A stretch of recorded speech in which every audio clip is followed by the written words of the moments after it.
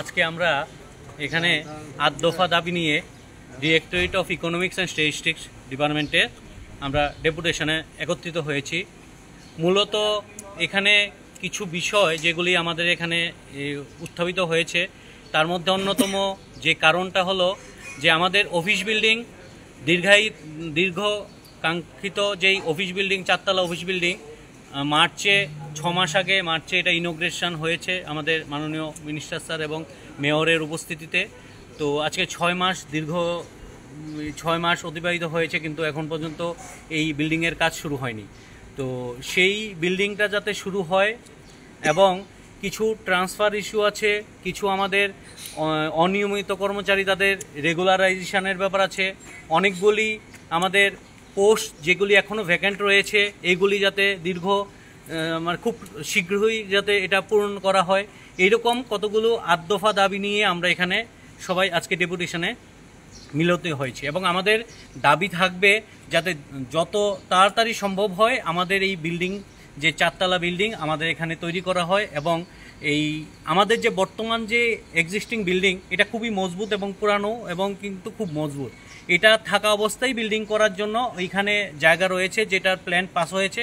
তো ওইটা থাকা অবস্থায় যাতে বিল্ডিংটা করা হয়, যাতে কোনো সমস্যা না হয়। আর ছোটোখাটো যে সমস্যা ধুলাবালির এই বিল্ডিং তৈরি করার সময়ে সেটা আমরা কর্মচারীরা আমরা এটা স্যাক্রিফাইস করব, এবং আমরা এটার জন্য অ্যাডজাস্ট করতে আমরা প্রস্তুত আছি। নমস্কার। আচ্ছা, কার কাছে ডেপুটেশন দেবেন? আমরা আজকে ডাইরেক্টর স্যারের কাছে ডেপুটেশন দেব। এই সমস্যা হয়েছে এটা আগে কথা বলছি না? হ্যাঁ, আজকে আমরা এটা কথা বলেছি, এবং আমাদের কেন্দ্রীয় নির্দেশ অনুযায়ী বর্তমান আমাদের যে ত্রিপুরা রাজ্য কর্মচারী সংঘ এবং ওনার প্রদেশের যেই আমাদের জেনারেল সেক্রেটারি এবং প্রেসিডেন্ট, ওনাদের নির্দেশ অনুযায়ী আমরা আজকে এই ৮ দফা দাবিতে মিলিত হয়েছি। কতজন কর্মচারী রয়েছে আমাদের এখানে?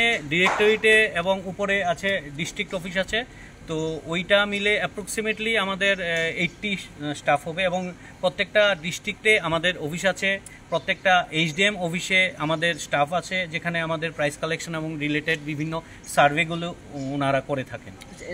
এছাড়া বিভিন্ন নিয়মিতকরণ ছাড়া কিছু দাবি উল্লেখ করেছে, এই দাবিগুলি কতদিন ধরে চলছে আপনাদের? না, যেইগুলি দাবি তো যেটা আমরা বরাবরই দাবিগুলো করে আসছি, যেহেতু এখন ভ্যাকেন্ট পোস্টগুলো যেহেতু অনেক দিন যাবৎ ভ্যাকেন্ট পোস্টগুলো খালি রয়েছে, এবং আমাদের কন্টিনিউয়াসলি প্রত্যেক মাসে মাসে আমাদের কর্মচারীরা যারা রিটায়ারমেন্টে যাচ্ছে সেই তুলনায় আমাদের স্টাফ কমে গেছে, তো কাজের প্রেশার অনেক বেশি পড়ে গেছে। তো সেই ক্ষেত্রে আমাদের রিক্রুটমেন্ট পলিসি যদি এখন রিক্রুটমেন্ট না হয়, তাহলে আমাদের জন্য কাজ করা একটু টাফ হয়ে যাচ্ছে।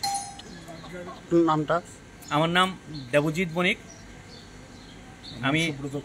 আমি এই স্টেট কমিটিতে, আমাদের স্টেট কমিটি যে টিআর গেছে স্টেট কমিটিতে আমি কার্যালয় অফিস সেক্রেটারি হিসেবে আছি, এবং আমাদের ইউনিট কমিটিতে আমি জেনারেল সেক্রেটারি পদে আছি।